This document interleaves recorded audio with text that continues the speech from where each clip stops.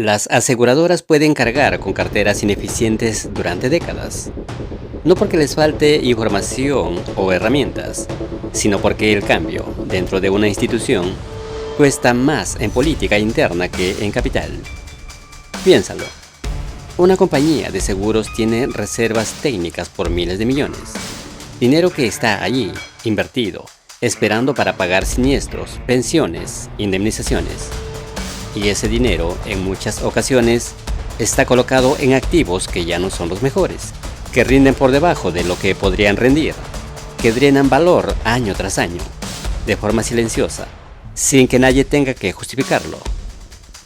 ¿Por qué pasa esto? Por un sesgo, el sesgo del status quo, la tendencia a preferir que las cosas sigan como están, aunque estén mal, porque cambiarlas implica riesgo político, implica discusiones en comités, implica que alguien tenga que decir esto que hicimos durante años ya no sirve. Y así, lo que empieza como una decisión razonable en su momento, se convierte en una losa que lastra el rendimiento durante lustros. El coste de oportunidad se acumula, las reservas se erosionan y nadie mueve un dedo. Hoy vamos a ver cómo opera este sesgo dentro de las aseguradoras. Vamos a medir su impacto y, lo más importante, vamos a establecer reglas concretas para detectarlo y romperlo antes de que la inercia erosione tu capital. ¿Cuánto cuesta no mover una cartera? Diversos análisis internos del sector sugieren que el coste de oportunidad por mantener asignaciones obsoletas puede rondar entre 50 y 150 puntos básicos anuales. No parece mucho, ¿verdad? Un 1% aquí, un 1.5% allá. Pero aplicado a una cartera de miles de millones de euros durante 10 años, estamos hablando de cientos de millones de pérdidas acumuladas. Dinero que podría haber ido a reforzar reservas, a mejorar productos, a pagar mejores pensiones. Sin embargo, las carteras no se mueven. El responsable de este fenómeno se llama sesgo del status quo. Es la preferencia sistemática por mantener la asignación existente, aunque existan alternativas objetivamente mejores. En una aseguradora, este sesgo se multiplica, porque los comités de inversión premian la estabilidad, porque los bonus están ligados a la consistencia, porque nadie quiere ser quien proponga un cambio que después pueda salir mal. El resultado es una parálisis silenciosa, una ineficiencia que nadie ve, que no aparece en las actas, pero está allí, deteriorando el valor año tras año. Atento a la señal que convierte preferencia en política. Cuando en un comité se dice, siempre lo hemos hecho así más de 2 veces, el status quo ya ganó. Para entender por qué este sesgo es tan poderoso en las aseguradoras, hay que entender su contexto. Hablamos de entidades con pasivos de muy largo plazo, aseguradoras de vida, principalmente que han vendido productos que vencen en 20, 30, 40 años. Su obligación es tener activos que calcen esos pasivos. Y durante décadas, la forma de hacerlo fue comprar bonos soberanos de alta calidad, mantenerlos hasta el vencimiento y olvidarse. Eso funcionó mientras los bonos daban un 4%, un 5%, un 6% nominal. Pero el mundo cambió. Las tasas se hundieron. Los bonos soberanos pasaron a dar cero o incluso negativo en términos reales. Aparecieron nuevas clases de activos, infraestructura, deuda privada, titulaciones que ofrecían mejor retorno con un perfil de riesgo ajustable. Sin embargo, muchas carteras siguieron ancladas en el pasado. ¿Por qué? Porque los incentivos internos no acompañaban. Los gestores tienen bonus ligados a la estabilidad de los resultados técnicos, no a la optimización del retorno ajustado por riesgo. Si rotas y ganas, nadie te lo reconoce especialmente. Si rotas y pierdes, el error es tuyo. Si no rotas y todo sigue igual, nadie te puede culpar. La asimetría empuja a la inacción. Además está la regulación, los requerimientos de solvencia, los límites de matching, las reglas de ALM. En la práctica pueden desincentivar movimientos frecuentes. Cambiar la cartera implica recalcular, revalidar, reexplicar. Un coste burocrático que muchos prefieren evitar. El resultado es una combinación letal. Incentivos perversos, restricciones regulatorias y un sesgo cognitivo que empuja a no moverse. La tormenta perfecta para la ineficiencia. Y mientras tanto, la alternativa técnica que no se ejecutó, un reperfilamiento activo, una rotación incremental, una transformación del benchmark, sigue allí, esperando, generando el retorno que tú podrías estar obteniendo. Veamos cómo se construye esta inercia, paso a paso. Porque no ocurre de golpe. Es un proceso que se va consolidando con el tiempo hasta que es casi imposible revertir. Fase 1. La asignación inicial. En algún momento del pasado, la cartera se configuró con una lógica. Bonos a largo plazo para calzar pasivos, renta variable en proporción controlada. Quizás algo de inmobiliario. En ese momento era razonable. Fase 2. El mercado se mueve. Las tasas cambian. Aparecen nuevas clases de activos. Los bonos que compraste hace 10 años ya no rinden lo mismo. Comparas con alternativas y ves que hay opciones con mejor perfil riesgo-retorno. La señal está ahí. Fase 3. Las señales se ignoran. El underperformance empieza a acumularse. Tu cartera rinde 150 puntos básicos menos que un benchmark bien construido durante 3 años consecutivos. El gap de Sharpe se amplía. Las oportunidades de inversión que aparecieron, deuda privada a spread atractivo, infraestructura de flujos estables, se quedan sin tomar porque no están en la política. Fase 4. Las decisiones internas para mantener. Los comités discuten. Alguien propone rotar. Inmediatamente saltan las objeciones. El coste de transacción, el impacto en solvencia, la desviación del benchmark, la opinión del regulador. Se decide seguir monitorizando y pasa otro año. Fase 5. El resultado acumulado. 10 años después, el underperformance acumulado es abismal. El capital económico que podrías haber generado está en manos de otros. Y lo peor, ahora cuando quieres rotar, los precios de los activos que ignoraste han subido. Llegas tarde.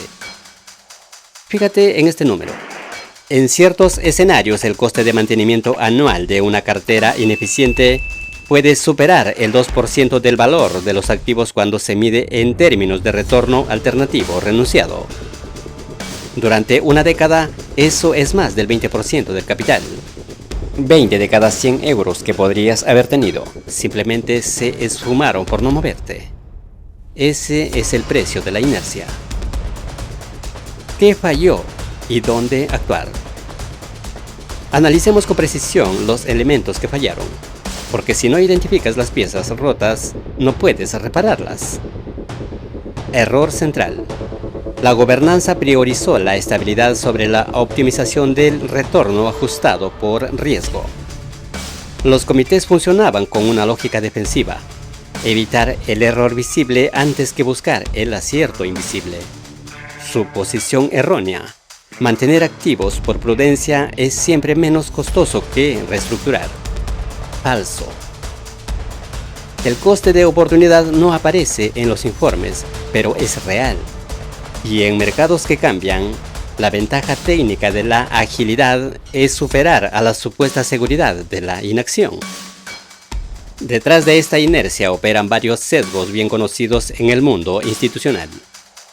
La aversión al cambio, donde nadie quiere ser quien rompa una tradición que ha funcionado durante años.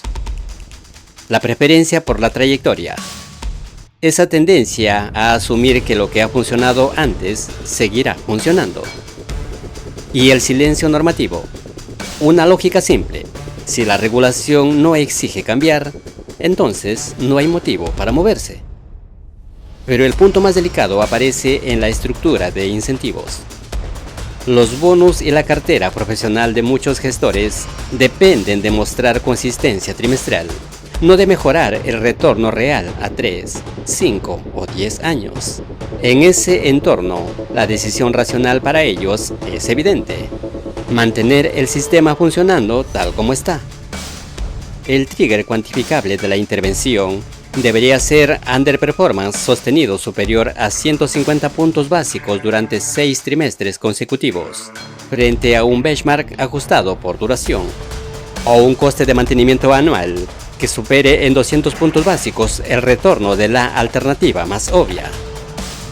Cuando esos números aparecen, ya no es opinión, es un hecho, y los hechos deberían activar decisiones. Ahora, lo que realmente importa: ¿cómo se rompe esta inercia sin provocar un terremoto institucional?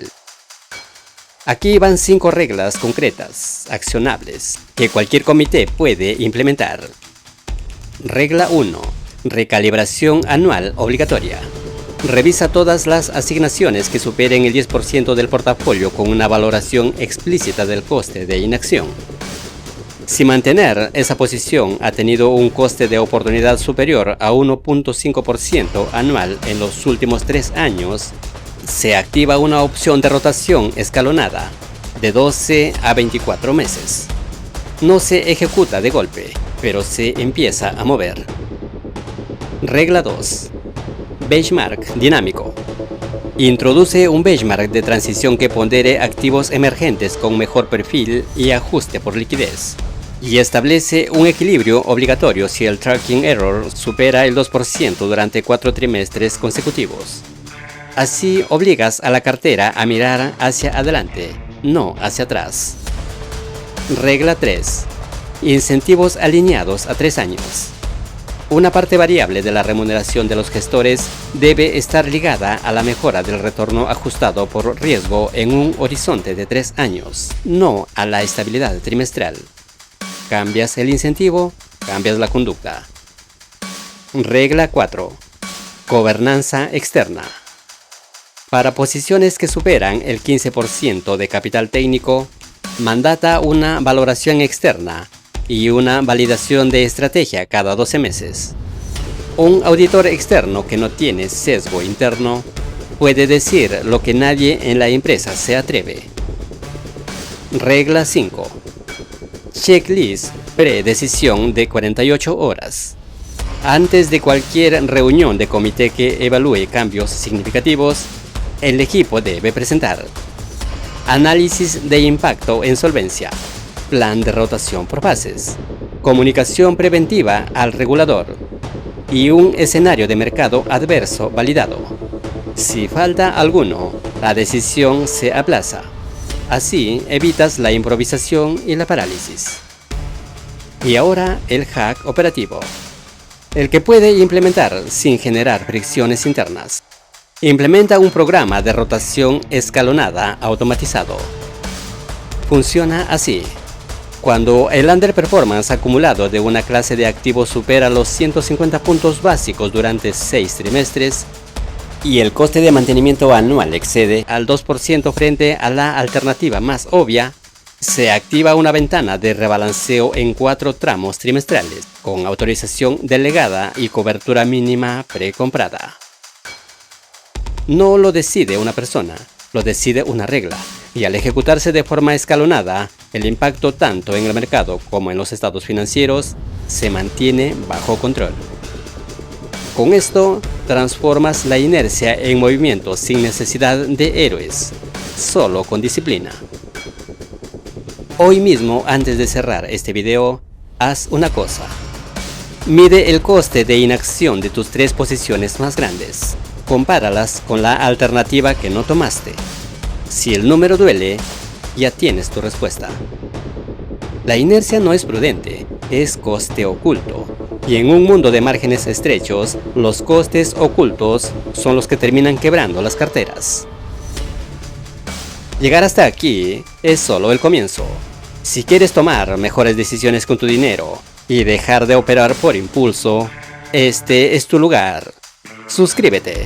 Aquí construimos criterio para ejecutar.